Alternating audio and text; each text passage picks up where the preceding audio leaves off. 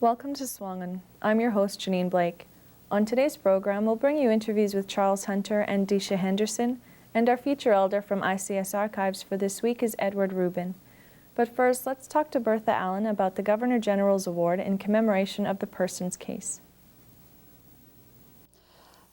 I was born in the most isolated community in the Yukon, which is Old Crow. It was just a small little village, and it still is an isolated small village. I was raised by my grandparents till I was about 12 years old. My father, who was Stephen Moses, had died when I was a very young girl, the age of 2, and my mother was Caroline Moses. And when I was 12 years old, my grandfather wanted me to get an education. And I could have gone either to Whitehorse or to Aklavik, where my mother and my sister Agnes had previously moved. So he chose to send me to Aklavik to go to mission school. And in those days, there was a lot of children that, I guess, wanted to get educated. So when you were 16, you had to leave school. But if you were fortunate enough to have reached grade 9 when you were 16, you had an opportunity to go down south to Sault Ste. Marie in Ontario to get a higher education. But I was in school for 5 years, and I was in grade 5, so I couldn't go any further. But over the years, I have upgraded myself, I've taken night courses. I guess I brought myself up to the level of grade 9. And in my education field, I've always been interested in communication. And I know that someday I was going to take a communication course, and that happened. When I was 60 years old, I went to Grant MacEwan College. I applied, and I managed to pass the test and went and took their 10-month course in communication, communication course. And with, I guess, a student of about 24, only 5 of us graduated, and I was one of them that graduated from that course. So I was really quite pleased with myself and for being able to do that kind of a course. So that just goes to show that anyone who has an interest, whether you have all the grades you want or not, need to enter into a course. You always can give it a try. And I was in the workforce for about many years, I'd say, about, I guess, 30 years. I was in the workforce, and I wanted to go into semi-retirement. I said, what a beautiful way to bow out of political life. As I went out and got my certificate in life skills coaching course in Edmonton again. And I was able to do that, give some of the skills I had learned. And I've taught life skills for about 4 or 5 years. And now I'm just enjoying my retirement. I always knew that I had leadership ability for the reason that my grandfather had foresight that someday I will be a leader like him. And grandfather was a chief for 18 years for the people of Old Crow. And my grandmother had always told me after my grandfather had died, you have to get into the leadership role someday, because this is what your grandfather had for you in mind. And when the time was right, when my youngest daughter was 12 years old, I heard rumbles from other parts of the north that the women wanted to get organized for arts and craft industry, education, social issues. And this is when I got connected with them in 1977. And we organized a gathering of women. And we had our first meeting in Yellowknife, and that's when I was elected as their first president. And I served in that role for over 10 years. And we were able to get a lot of programs in place. You know, that's a time that family violence was on the horizon and at its highest peak. And we were very, I guess, reluctant to get really involved in it, knowing, you know, how, I guess, the male population thought of family violence. But as Women United, we tackled that issue. And as a result of that, if you go into government offices, you'll see the zero tolerance policy on every wall. And that was fought on the backs of all women, including non-Aboriginal women. And that's one of the hard-fought victory for all women, and especially for the children. And today it is still out there. It resurfaces ugly head now and then, and you know, you cannot stop promoting violence-free communities.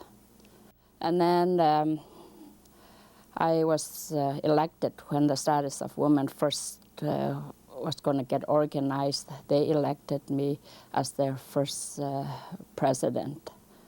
And we worked very closely within all women's groups, and we were able to accomplish a lot of issues which we still are working on. They still are working on. And I also served as a one-year term as president of the Native Women's Association of Canada. That was an experience that took me all across Canada. And I've sat on many committees to do with social issues. So I feel that I have, you know, made my contribution to all of Canada, along with other hardworking women. It means a great deal to me as I'm going into my retirement years. It means that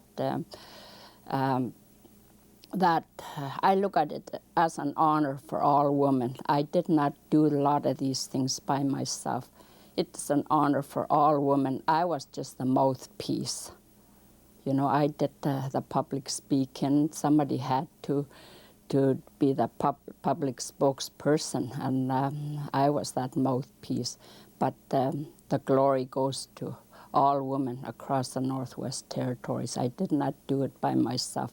They supported me when there was a need to appear publicly. They were there in person, and I knew that I had backbone when I had to speak on issues that we would rather not speak on, and nobody else would dare tackle. We tackled those issues, but they were always there behind me.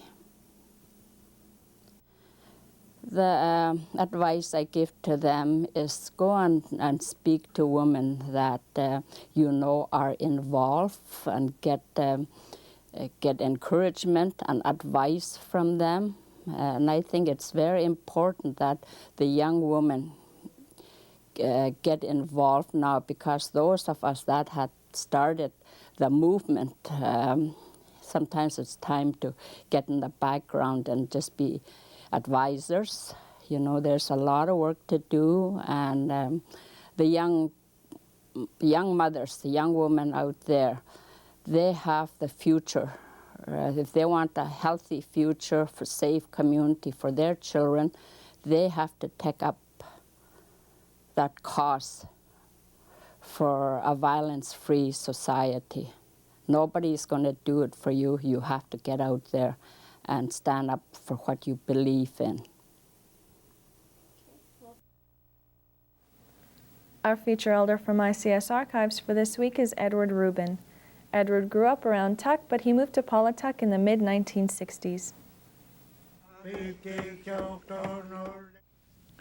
Well, we used to go to a kindergarten every summer. John Ruben, the time when he was, I think he was pretty well manager of that area, and below a Klavic. And we used to go there every summer. We go back to at Kitchen Point in the fall time. Boy, and like another place, Igluk, and another, people. There's north of a Klavic, and he don't have any villages, except Tuk, very small to that time. He only had few houses, chief house, and another couple, 2, 3 guys, 3 families. And used to be a village single point because he had a school, and one at Harsel Island. When Captain Peterson, she used to come down with ship, big boat, when they bring like 65, 70 feet schooners. He used to have it just on top the deck, Boy, yeah, he used to big ship he had. I think it was 2 big master, and mast alone, it must have been about just like a big white tree, so big. And anyways, when I get to know like people, go to a Klavic, most of the people from the outside, west side of Bailey Island, and she used to go to a Klavic every summer, wait for a steamboat. When did your parents move to the east? This area, yeah, I forget exactly what year, but I think we must have moved here about 26, 27. I think that 26. And first year when we get to west of Paulatuk, in that west peninsula, inside of Peninsula, and we stayed little east of Longton Bay, inside a big bay. We couldn't get that year, that fall, we couldn't get to Tomcod Bay, freeze upon it, and we couldn't make it there. And second year, we moved to Tomcod Bay after when they moved this, my parents, when they moved this area, he used to go as far as Bailey Island, back in the fall, end of March, the first week of September, something like that. Yeah. What would you do at Tomcod Bay? Well, we used to, springtime, we used to hunt seal, you know, trying to put up much seals for winter supply for dog feed. And, you know, we used to go up to Langton Bay for hunting caribou and, you know, hunting geese. And, yeah. And when geese hunting time, we used to go back to Killinaw between Langton Bay and Tomcott Bay.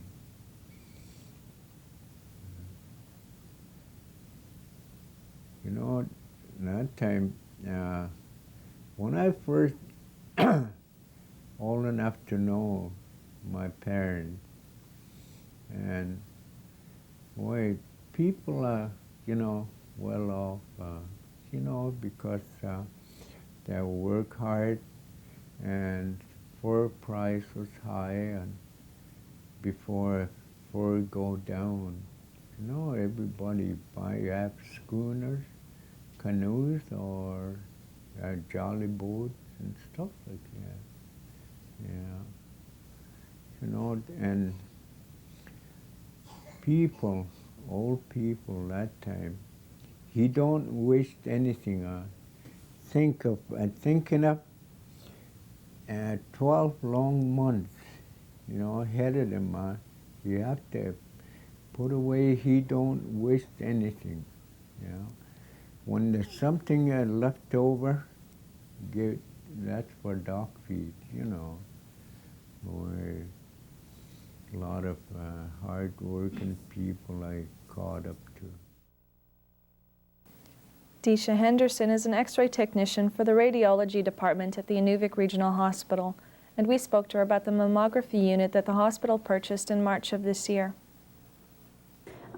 They purchased it because we were sending patients for routine screening mammograms to Yellowknife, and the cost of sending a patient and having them stay there and then come back was quite expensive. And in order for us to catch the people in the Inuvik region, the women who would really qualify for a breast screening program, it was much better to have something here that they could make use of. A mammography unit is an X-ray machine, a specialized X-ray machine that only does X-rays of the breast. It is the most early form of detection for breast cancer, and therefore there's a much greater survival rate. Asymptomatic women between the ages of 50 and 69 should be having a mammogram every 2 years, and also women who have a high risk factor such as the first degree relative, the sister or the mother. If they're 40 and over, it's also recommended that they be screened as well. Our program is mainly a screening program at the present time because you have to have other facilities here to be able to do a diagnostic mammography program. That means you have to have a radiologist here all the time. You have to be able to do biopsies. You have to be able to do ultrasounds of the breast, and we are hoping to be able to do that in the future when we get a new ultrasound machine, but at present we can't do that. We also don't have the lab facilities to be able to do that type of diagnosis. How long does it usually take? A mammogram, we allow a whole hour actually for our patients, mainly because for the majority of patients it is a new thing. You have to try to make them feel very comfortable when they come here, and it's a very personal thing that you're doing between the caregiver and the patient. And so to get them to feel very much at ease, the room has been decorated to sort of give that kind of ambiance. And what we do is we make them feel very comfortable when they come here. We explain things to them about what we're going to be doing, how we're going to be doing their mammogram. We then try to make them feel as comfortable as possible. As you can see with the room the way it is, it gives us more of a warm feeling. And we then, after the mammogram, we have the patient sit in a chair and they actually watch a cell breast examination video done by the Canadian Cancer Society. And it's very valuable for women who do not know how to do this. If they actually see it and how they should be doing it every month, it's very valuable 10 minutes that they spend in that chair. No, we don't give them the results. Our films are sent up to Edmonton for reading, and usually we send our films up twice a week. So usually the day after, we get a fax report back. So. If you're from the surrounding communities in the Inuvik region, you can contact your local nursing station for a referral. And if you live here in Inuvik, you can make an appointment with a doctor at the outpatients department for a referral for a mammogram. Next, we have Charles Hunter, legal counsel for the Beaufort Delta Self-Government Office, talking to us about the inherent right for this week's self-government segment. The inherent right is not defined in Canadian law. From a legal perspective, it is an Aboriginal right that's protected by the Constitution, and we are currently in the process of negotiating the extent of that right and what that right is. We do not wish to define the right, but we want to be able to implement the right. It fits in that it's protected under Section 35 of the Constitution Act of 1982. It's like any other Aboriginal right. It's protected and recognized through the Constitution. However, currently there is no means of recognizing it right now through Canadian law, unless we either negotiate a settlement or pursue it through the courts to try to define it through the courts. It is to our advantage not to define it, because then the right can evolve over time and we can receive benefits of what other Aboriginal groups are doing to implement their inherent right. And it's also to our advantage not to define it, simply because this is such a critical right to the Inuvialuit and Gwich'in that we don't want to lose anything by setting something out in stone now, whereas we can allow it to evolve over time. Governments of Canada have evolved over time, so Aboriginal governments need to evolve as well. One example is the government of the Northwest Territories. In the 1960s, it was the Department of Indian Affairs that made all the decisions. In 1970s, it was the Commissioner. In the 1980s, the legislative assemblies started to get more control over decision making. So governments evolve over time, and we need that ability. That was our program for this week. Thank you for watching SUAANGAN. I'm your host, Janine Blake, and I'll see you next week. Ilanilu.